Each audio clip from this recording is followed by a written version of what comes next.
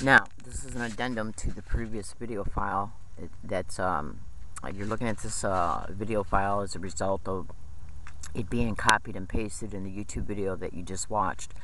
Now, the point I'm trying to make here, fellow San Diegans and fellow Americans, there's a YouTube channel called MTS Assault, and there's multiple videos in it that you can go in and look at in reference to what's happening towards me in San Diego. And you can easily create anonymous video blogs online in reference to what's happening towards me, because I have a feeling what they're going to do is go in and shut down this account. They're literally attaching songs to my videos and then having YouTube contact me and state that you are violating copyright principles. Yeah, and I looked in YouTube and they said that if you get too many of these, they can shut down your channel. I got over 800 videos in it concerning what's happening towards me. Now, there's a video that was taped by me on February 20th, 2012, when I was camping next door to the FBI building. In this video, it flat out states that I'm hearing through electronic harassment, why don't you come and steal her stuff? So as a result of me hearing that, I made the video that stated that is what I heard. I then left the area and went to SDSU and uploaded that video. Yeah.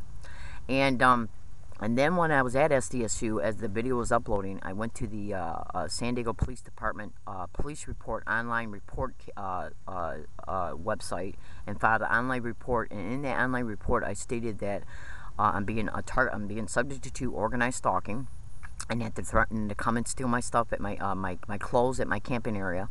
And I didn't state where my camping area was. Okay. And then I told them I was a target of organized gang stalking, and I think I might have mentioned that I suspected some San Diego police officers were involved in it, and I signed it with my name. Okay. Then I left SDSU and went to, I stayed there I went down, and then from there I went to the media center at SDSU on the basement floor and watched a movie, Soylent Green. And then I left from there and caught the Green Line trolley from SDSU to Hazard Center trolley station. And then I walked over towards Barnes and Nobles, and I saw a security guard, and I asked him a simple question about, are people allowed to hand out flyers, on this property? And they told me no. So I said, okay, because I'm asking so I'll know what the law is. So then I went down and sat in front of Barnes and Nobles and I started having a cigarette, and the same security guard came by me and got on his radio that he had attached to his shoulder and said, yes, she's standing here right now, I need some assistance. Okay, so as a result of that threat, I called the police. I had to call the police 5 times within a 2.5-hour period, waiting for them to arrive over at Barnes and Nobles. Yeah, because and within this 2.5-hour period, I was being harassed by the security staff over at Barnes and Nobles. Now, that incident was predicted by me multiple times within a 2-week period before it happened, because I had to call literally the police on a person who threatened me inside of Barnes and Nobles as a result of being a target of organized stalking. And so they were just basically looking for a way to set me up to ban me from that property, which is stated in the digital files I made 2 weeks prior to this incident. And I even stated that they were going to end up using security, because I basically deduced how they would do it. And they literally used this excuse that I asked him he tried to say I wanted to and was going to. I asked him if it was legal for me to, so I would know the law. And he just used that bullshit excuse as a reason to ban me.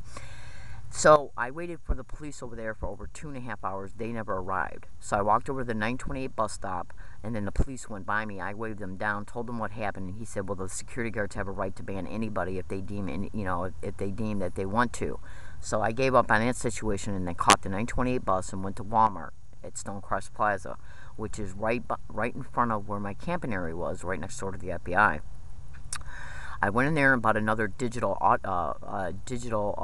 tape recorder, because as a result of waiting for so long for the San Diego police to arrive at Barnes and Nobles, I had my digital tape recorder running to catch all the harassment I was experiencing by the security guard, which was the last 3.5 hours of free digital memory I had on that particular digital tape recorder.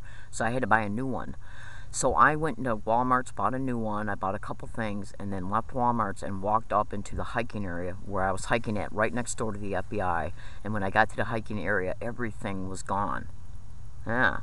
So I got out a spare tent that I had hidden close by, and an old winter coat that I had bought, and slept in 40-degree weather with practically nothing on the cement.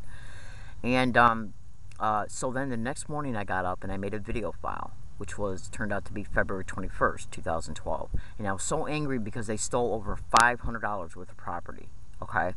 And I was so angry about the situation. I said I made a video file, and in fact I made at least one video file and 2 digital audio files that that I was going to spend the entire day today, which was the 21st of February, going through the belongings that I had hidden close by, and that the next day I was going to go to the FBI and tell them that I'm a human trafficking target and that the San Diego police were directly involved in it. And I said, let's see if they come up here to evict me, okay? So it doesn't look like if they come up to evict me after I go to the FBI, then that would look like retaliation.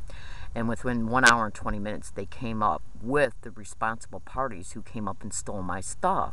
The people who own the property right behind Walmart's that owned the hill that I was camping on. I caught all of that on video and digital audio file. Now think about this. In the morning of the 20th, I made a video and stated that I was hearing through electronic harassment that they're going to come and steal my stuff. I made that video. I left the area showing on the video that my tent was still erected. I went to SDSU and uploaded that video into the MTS Assault account. Then I filed an online police report stating they were threatening to come and steal my clothes, which is part of what they stole. I then stay the whole day at SDSU. I come home, have the problem over at Barnes & Noble's. Then I get on the bus, go to Walmart's, buy a digital tape recorder, get a couple other items, then go to the camp area, and everything is gone. After I had already uploaded a video earlier that day, around 2 o'clock, onto my YouTube channel, MTS Assault, stating they were threatening to come and steal my stuff. Then the next day, they come by and literally take responsibility for coming and stealing my stuff while I was gone. Because think about this.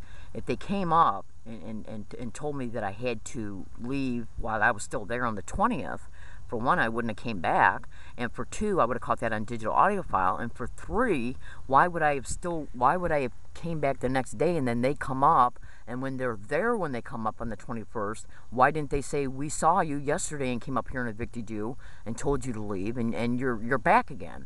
That was none of those types of statements were ever made at all on the digital audio file that I got, which clearly shows that what I heard through electronic harassment when I made the video.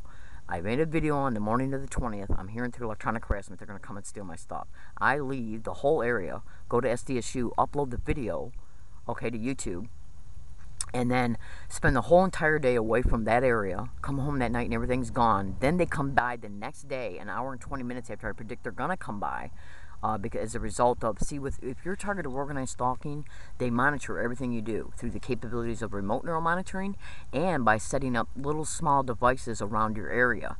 Yeah, whether you're in a motel room, trust me, if you extensively research organized gang stalking or gang stalking, you'll come to understand that they surveil you in your home, they'll surveil you in your car, they'll surveil you in a motel room, in an RV, or at your camping area. All you got to do is go to Google and type in organized stalking or gang stalking and electronic surveillance, and thoroughly read everything that is all the websites that come up.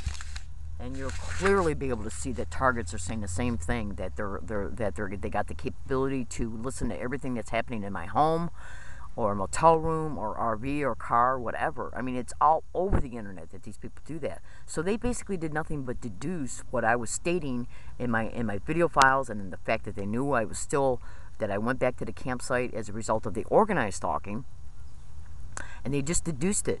And they just deduced that I was thinking about also going to the FBI. And how did they deduce that? Because on the day of the 20th, on my way to SDSU, I stopped off and went to get off the bus to go to the FBI, and that was President's Day. And a person on the bus told me, well, it's President's Day, all government buildings are closed. Because I said, are government buildings open? They told me they were closed. I got off the bus, and before the bus took off, I said, okay, they're closed, so I got back on the bus. Then I got off to go to the San Diego Police Department. Went to the San Diego Police Department, they were closed, and that's how I got the online information that was on their door. Took a video picture of that.